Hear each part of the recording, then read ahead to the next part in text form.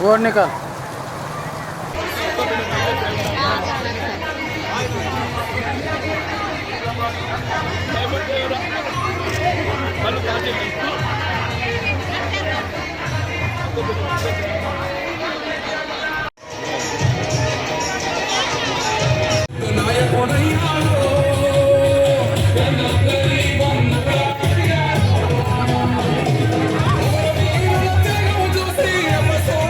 కూడా నమస్కారం తెలియజేస్తున్నా. మొన్న జరిగినటువంటి జీవన్ రెడ్డి గారు పార్లమెంటు అభ్యర్థి వారి మండలం నుంచి కూడా ప్రచారం ఈ మెండోర నుంచి స్టార్ట్ చేస్తున్నాం. ఈ నియోజకవర్గంలో వాడు ఇచ్చింది లేదు, పెట్టింది లేదు, ఏమైనా బోనస్ ఓరి చిన్న నిండగాక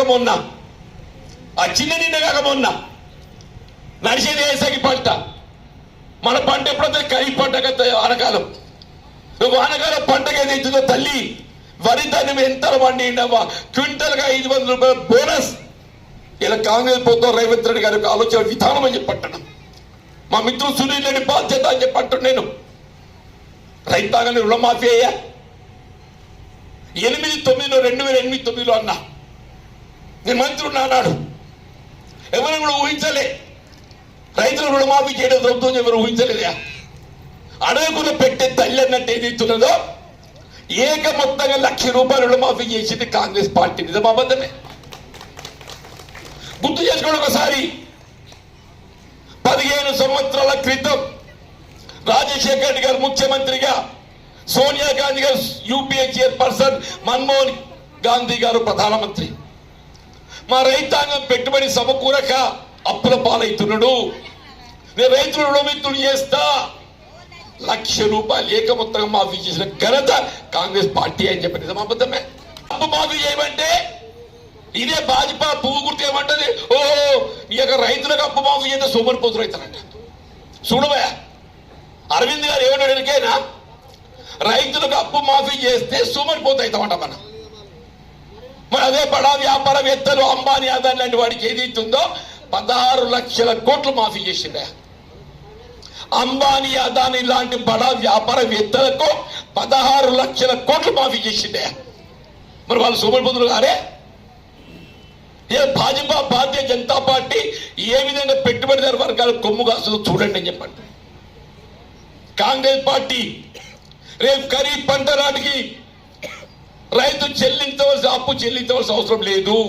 హరీష్ రావు ఏదైతుందో అవును ఏమన్నాడు, నువ్వు అప్పు మాఫీ చేస్తే నేను రాజీనామా చేస్తాను.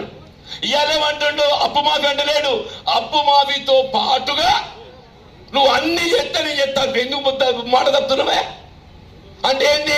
ఎట్లాగూ కాంగ్రెస్ ప్రభుత్వం అప్పు మాఫీ చేయబోతుంది. 15 ఆగస్టు నాటికి ఏదైతుందో ఇలా కాంగ్రెస్ పార్టీ అప్పు మాఫీ చేయబోతుంది. కాబట్టి హరీష్ రావు ఏదైతుందో ఆయన మాటలు ఏదైతుందో దాన్ని ముడిపెట్టి ఎనికి తగ్గుతుంది. నిజమబద్ధమన్నా కాంగ్రెస్ పార్టీ విశ్వసనీయతకు మారు పేరు అని చెప్పంటున్నాయి. ఈ రుణమాఫీ కానీ పెట్టుబడి సమకూర్పే కానీ రైతు బంధు అన్నా ఎంత కష్టమున్నా కానీ 5 ఎకరాల దాకా ఏదైతుందో రైతు బంధు చేసిందే. వాస్తవంగా ప్రభుత్వం ఆర్థికంగా ఇబ్బందుల్లో ఉన్నది. అయినా కానీ రైతులు ఆదుకోవాలి అనే భావనతో ఏదైతుందో 5 ఎకరాల దాకా 5,000 రూపాయలు ఇచ్చిందే. భయపడ్డ వాళ్ళకి ఏదైతుందో నేను తదుపరి చేస్తా అని చెప్పి అంటున్నాను. రేపటి ఖరీఫ్ పంట నుండి ఇదే 5,000 స్థానే 7,500 పంటకాయ. 75 పంట కంటే 2 పంటలకి ఎంత 15,000 అన్న 15,000 అని చెప్పండి. అని రైతు సంక్షేమాన్ని కాంక్షించే ప్రభుత్వం చెప్పడానికి నేను చెప్తున్నా చెప్పండి.